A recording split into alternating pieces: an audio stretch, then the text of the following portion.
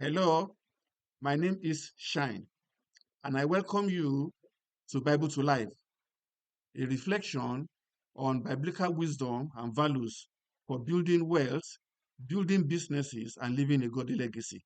I come in a very happy mood this morning. Today is my birthday, and my reflection today to you is on the hourglass, time, and a godly legacy. The hourglass, time, and a godly legacy. Today is my birthday. And instead of thinking about candles, having parties, or numbers on a calendar, I have been thinking about time. Not time on a clock, but time on an hourglass. A time keeps ticking whether we pay attention or not. It makes us feel like time is endless. There is always another minute, another hour, another day, another week, another month, or another year. But an hourglass, as a keeper of time, is different.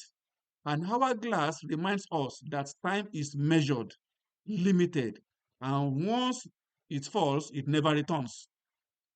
Every grain of sand represents a moment, a conversation, a decision, an opportunity, a prayer, and an act of love that we have been able to do. As I watch my own sand fall, I am reminded that my life is not about how long I lived, but how I live while the sand is falling.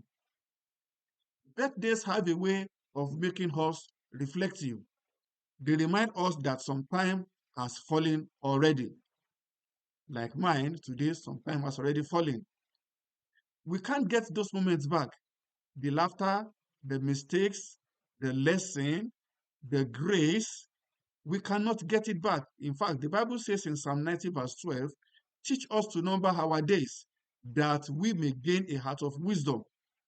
Notice that it does not say count your years, it says number your days. Because wisdom comes when we realize that every day matters. Not every day will be loud and exacting, but every day is meaningful.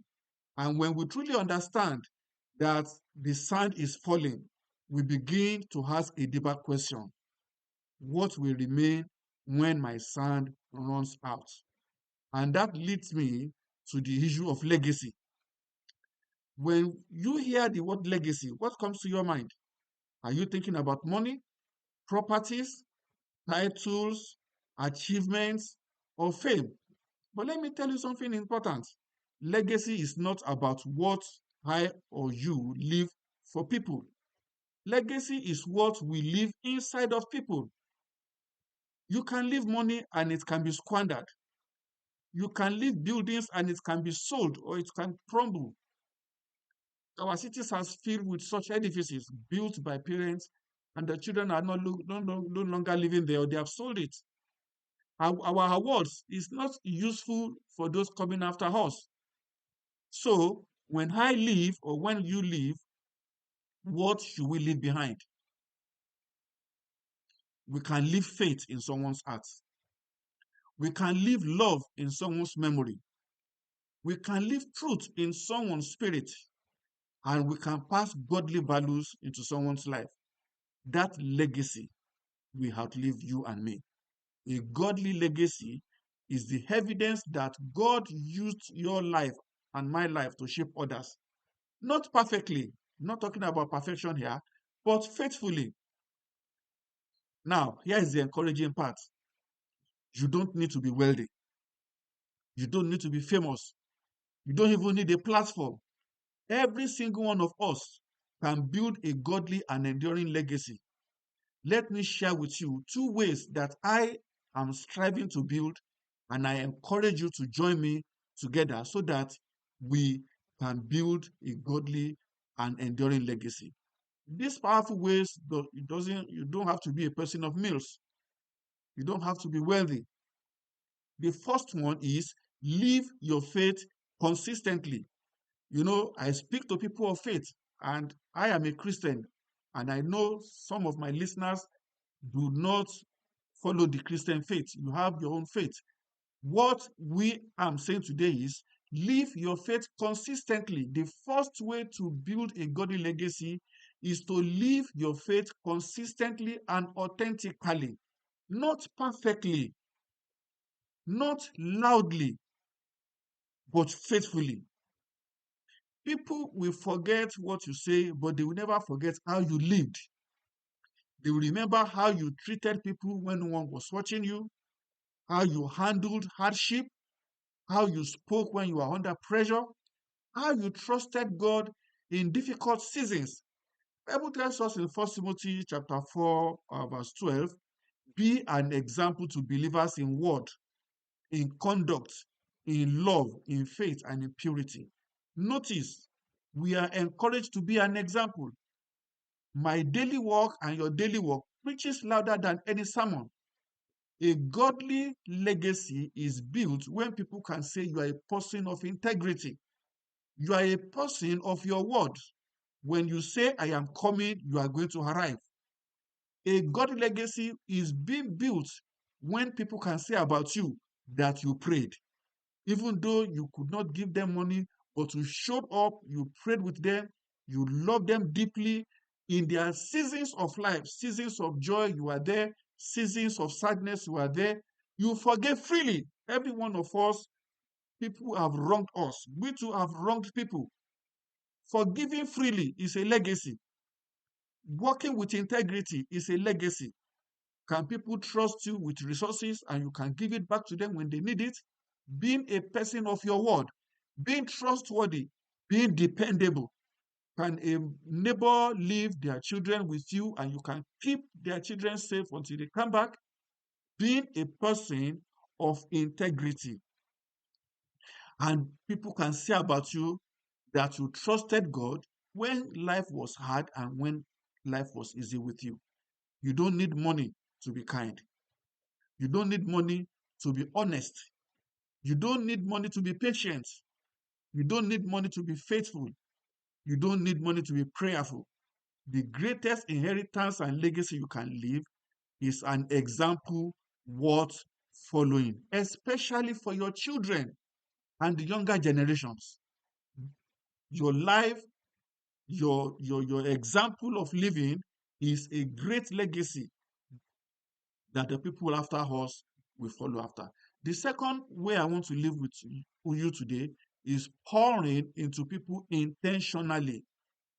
I have a big auntie, Alaja. I wouldn't mention her name because I didn't tell her that I'll be saying this. She used to go to schools and she will ask the principal, how many of your school children cannot afford to buy books? And anonymously, she will buy books for 5 school children. She will sew uniform for 6 school children. And she was doing it not once, she was doing it consistently.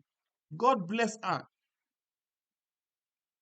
So, pouring into people intentionally and consistently. Give people your time. You build a legacy when you give people your time. When you listen to people, when you encourage people sincerely, when you speak truth in love, when you teach God ways, and when you show up when it matters. Jesus is our great example, the greatest one that I know. He did not leave wealth, he did not leave property, he did not leave an empire. He left people. He left 12 ordinary individuals who were changed because he poured into them, and those lives changed the world. Don't underestimate the power of one conversation, one prayer, one word of encouragement, one moment of presence. You may not reach millions, but you can reach somebody. You can go to a school in your neighborhood and ask, I want to give this amount of money towards the payment of the school fees of a family that are challenged. You can pay for notebooks, textbooks for children in schools. You can do this. You can reach someone. There is someone that you and me can reach. And sometimes changing one life is how God changes generations. So today, as I celebrate another year of my life, my prayer is simple, that I will use my remaining sand wisely, that I will love deeply, that I will serve faithfully, that I will forgive freely, and that I will point others to God consistently. I don't want to be remembered for how long I lived, but for how well I lived for God and for others. Because when the sand runs out, what really matters is not what we have accumulated. It is important, but it is not what is going to matter most. It is those that we impacted. Let me leave you with this thought. Time passes, legacy remains. So I ask you and myself today, how are you spending your sand? The hourglass is, the sand is going down. How are you spending your sand? What story will your life tell? And what legacy are you building starting from now? May we all close our life in a way that will honor God. May we choose to live lives that honor God and bless people, one grain of sand at a time. Thank you for celebrating life with me today. God bless you so much. I acknowledge my wife and children. I acknowledge my friends, followers on this page. And I also thank everyone in my faith family. Thank you so much. I'm happy living life with you. See you soon. God bless you all.